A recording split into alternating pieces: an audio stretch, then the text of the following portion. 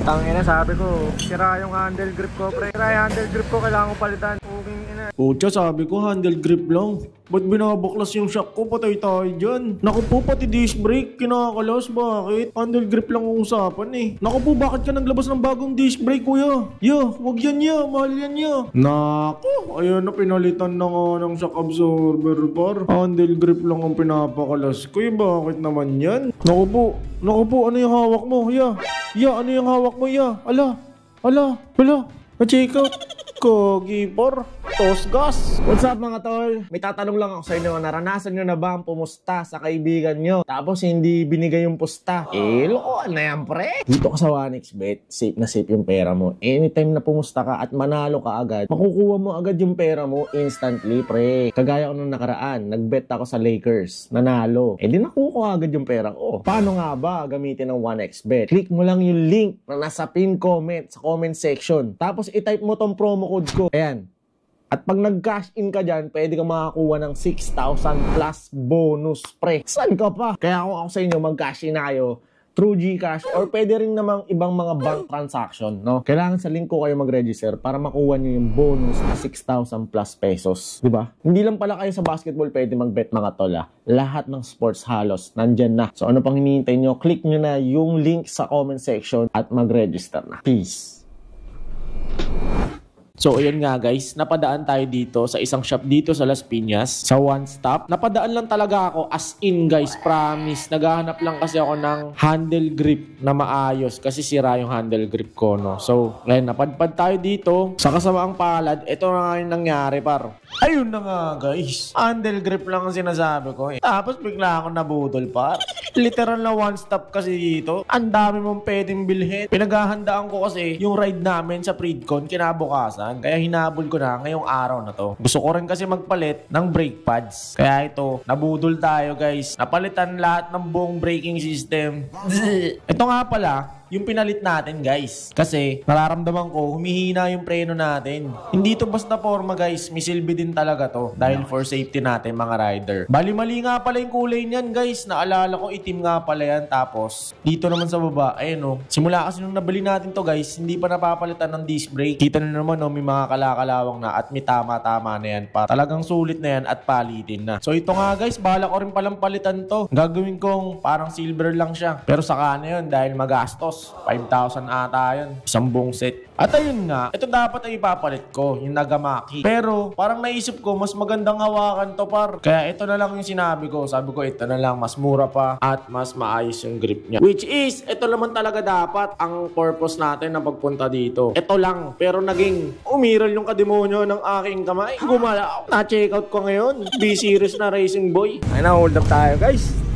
Ina. Huwag kayo yan. Literal na hold up nga dito sa One Stop na daw. Ang dami kasing pwedeng bilhin guys. Puro mga branded, racing boy at iba pa. So yan, papalitan na natin ng shock dahil kumakaldag yung mga pasero natin guys. Nahihiya ako sa mga pasero natin kay Joyride. Kahit medyo onting lubak lang, ramdam na ramdam talaga. Kaya pinalitan ko na. Pati itong disc brake, pinalitan ko na rin yan guys. Para makapit din yung brake natin. Ayan nga pala yung dati kong shock guys. So papalitan na natin yan. Sige kuya, baklasin mo na. Let's go. At ayan na nga, binaklas na yung tambucho. At papalitan na natin yung shock natin guys. Grabe, nakaka-excite naman to. Nakaka-excite din yung gastos.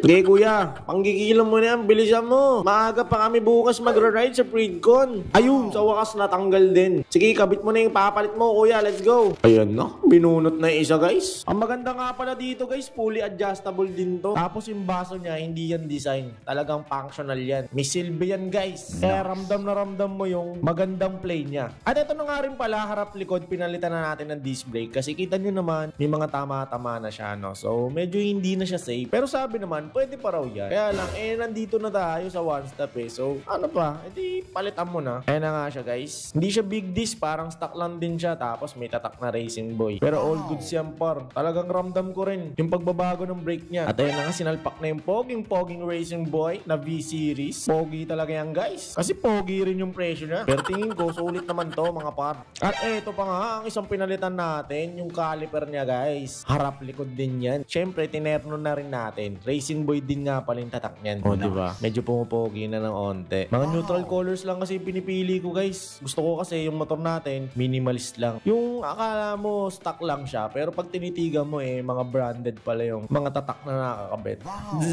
At ito pa isang pinalitan natin guys. Nagpa-brake master na rin tayo. Kasama na yung lever dyan. Merong isa pa dyan yung mas mahal. Kaya lang ayoko nun guys kasi medyo nakausli. Ang dami na nga nakausli sa manibela natin. Dahil syempre yung mga mount ng camera, cellphone at iba pa. Kaya ito na lang yung pinili ko. Mas mura na at mas malinis pang tignan. At ayun nga, kinabit na rin yung pangalawang shock. Syempre dual shock to. NMAX to guys Pero wag ka, yung NMAX ni Pawe. Dual shock yun kahit Honda Click 150. At ayun na nga par, pinagbabaklas na yung motor ko. Ano ba to? Ang dami niyong gustong palitan. Ito talaga yung dapat papalitan lang Sige kuya, kutin mo yan. Yan yung may kasalanan Kung hindi ko papalitan yan, hindi ko naman papalitan yung iba. Budol talaga dito sa one stop. Na nga, ipapalit natin yung bago. Guys, gamit ko na siya ngayon. Sobrang solid din nito guys yung RCB. Kaya maganda talaga mga branded yung bibili natin Kasi kahit mahal, at least ramdam mo yung performance at yung premium feels niya. Alam mo talagang branded. Sige kuya, panggigilo mo. Sige, ingiwi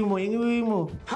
At syempre, ganun din sa kabila mga par. Ayan Pagkatapos na yan, nakabit na natin yung mga dapat ikabit. Brake lever, handle grip, brake master, caliper, at saka yung disc brake. At syempre, itong shock absorber natin na napakalupit. Ang sarap gamitin. So, okay na to guys. Ready na tayo para bukas sa ating Freedcon year-end tambay nang naganap noong December 6, 2024. Salamat nga pala sa mga pumunta guys at sa mga nakisaya. So, ito na guys. Binabalot na yung mga box natin. Syempre, uuwi natin yan para remembrance.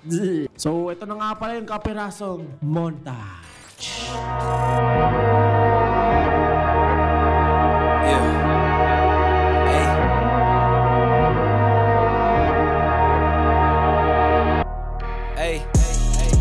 All work, no pleasure. I ain't here to make friends, big stepper. Ay, bad guy, Heath Ledger.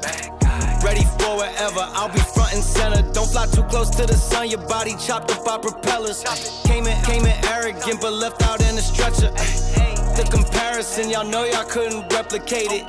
Chilling in the desert, I'm good under pressure. Stick around when we hold it down, look at what we found. This a marathon, not a sprint, let's go 100 miles. On the ground, when we to the clouds, never coming down. That's a crown on me, wear it proud, show 'em what we bout. Stick around when we hold it down, look at what we found. Said this a marathon, not a sprint, let's go 100 miles. On the ground, when we to the clouds, never coming down. That's a crown on me, wear it proud. What they was talking about. All work, no pleasure. I ain't here to make friends, big stepper. Ay, bad guy, Heath Ledger. Ready for whatever, I'll be front and center. Quick to sever, however, whoever.